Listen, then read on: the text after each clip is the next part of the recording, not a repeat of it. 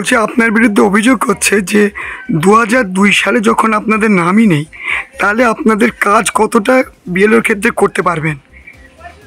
বিএলওর কাজ আমি দীর্ঘ 15 বছর ধরে করছি। এবার আমার হাত থেকে কোনো রকমের কাজগুলো সুষ্ঠুভাবেই হয়েছে, বিডিও অফিসও জানে। তার জন্য আমি আগে অনেকবারই বিএলওর কাছ থেকে অব্যাহতি পাওয়ার জন্য অ্যাপ্লিকেশন করেছিলাম, তো আমাকে ছাড়েনি।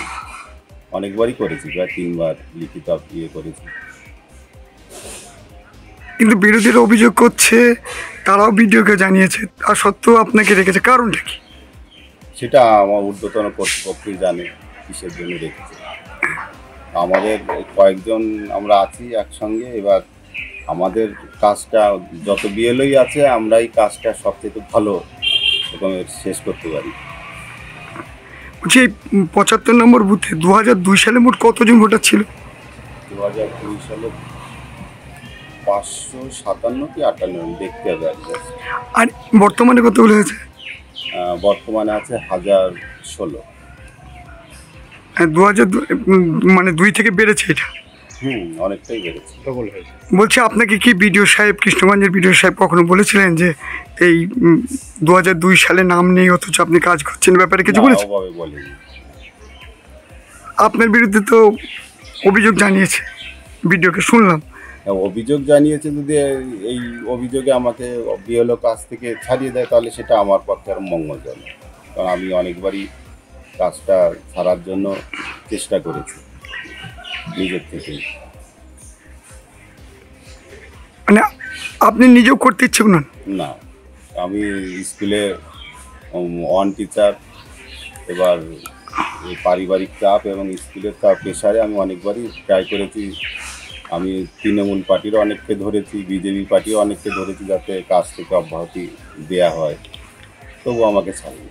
ওই যে তৃণমূল বলছে আপনি বিজেপির লোক, বিজেপি বলছে আপনি তৃণমূলের লোক, আপনি মূলত? আমি কোনো রাজনীতি করি না, আমি নিরপেক্ষ সাধারণ ভোটার। হ্যাঁ, সাধারণ।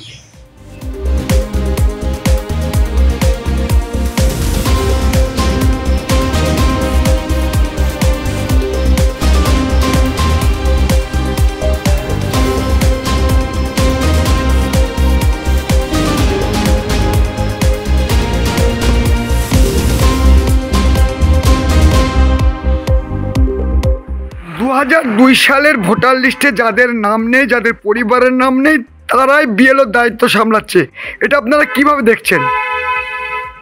আমরা মনে করি 2002 সালে যাদের ভোটার লিস্টে নাম ছিল এবং তাদের পরিবারের নাম ছিল তাদেরকেই বিএলওরে যুক্ত করা উচিত, তাহলে সঠিক কাজ হবে।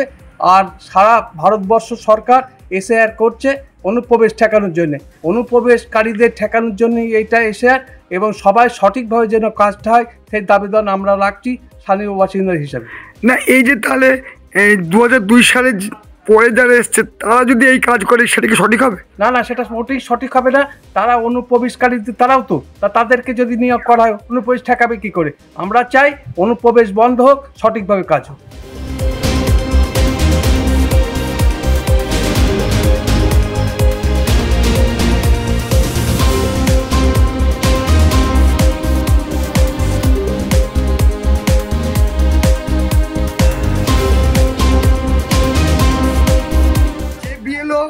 নিজেই 2002 সালে ছিলেন না তার নামের নথিভুক্ত, অথচ তার নাম হচ্ছে, তিনি আবার দায়িত্ব পেয়েছেন, কি বলবেন? দেখুন, এরা প্রত্যেকে শাসক দল ঘনিষ্ঠ এবং চটি চাটতে চাটতে প্রশাসন বা অ্যাডমিনিস্ট্রেটিভ এমন জায়গায় চলে গেছে যে যেখানে আমরা খবর পেলাম আপনাদের অনেক মিডিয়া বন্ধুদের কাছে যে কৃষ্ণগঞ্জ পঞ্চায়েতের প্রধান তিনি একটা স্টেটমেন্ট দিয়ে বলছেন মিলন রায় নামক একজন শিক্ষক, যিনি কৃষ্ণগঞ্জ গ্রাম পঞ্চায়েতের 75 নম্বর বুথে বসবাস করেন, তিনি 2002 সালে তার এবং তার পরিবারের কারোর কোনো নাম ছিল না এবং 2025 সালে তার নামটা আছে। তিনি শিক্ষকতা করেন, তিনি বিএলও হিসাবে কাজ করছেন। শাসক দলের প্রধান বলছেন যে আমরা এই বিষয়ে অবজেকশন জানিয়েছি বিডিওকে, তাহলে আপনারাই চিন্তা করে দেখুন তো, তাহলে তিনি কত বড় প্রভাবশালী যে বিডিও তার নাম কাটতে ভয় পাচ্ছে। নির্বাচন কমিশনারের ফুল বেঞ্চের যে ডাইরেকশন, সেই ডাইরেকশনকে উপেক্ষা করেও বিডিও তার নামটাকে বহাল তবিয়তে রেখে দিয়েছেন, যে শাসক দল ঘনিষ্ঠ প্রদানের আপত্তি থাকা সত্ত্বেও। তাহলে এক্ষেত্রে আপনাদেরকে বুঝতে হবে যে শাসক দল ঘনিষ্ঠ লোক হওয়া, সে বিএলও হিসাবে যদি কাজ করে কতটা নিরপেক্ষ কাজ করবে আর কোন দলের হয়ে কাজ করবে। কিন্তু প্রধান সাহেব বলছেন নাকি উনি আপনাদের বিজেপি দলের লোক, এটা কি ঠিক?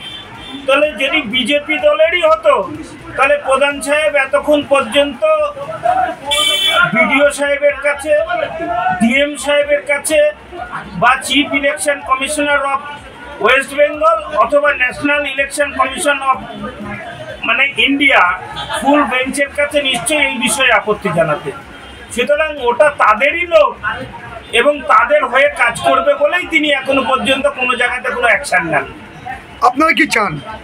আমরা চাই অবিলম্বে এই সমস্ত এই 2 নম্বরই করা লোকজন তাদেরকে সরিয়ে সেখানে অন্য কোনো বিএলওকে ওখানে নিযুক্ত করে, যাতে সঠিকভাবে ভোটারদের নাম এসআইআরে ভোটার লিস্টের নিবিড় সংযুক্তিকরণ কাজে সংযুক্ত হয়, সেটাই আমরা চাইব।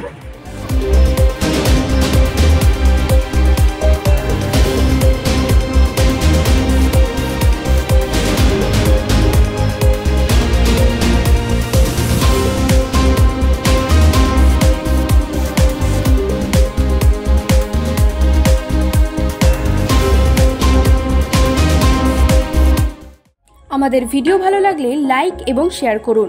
কমেন্ট সেকশনে গিয়ে জানান আপনাদের মতামত। আরও ভিডিও পেতে আমাদের চ্যানেল সাবস্ক্রাইব করুন এবং প্রতি মুহূর্তে খবরের আপডেট পেতে প্রেস করুন বেল আইকন।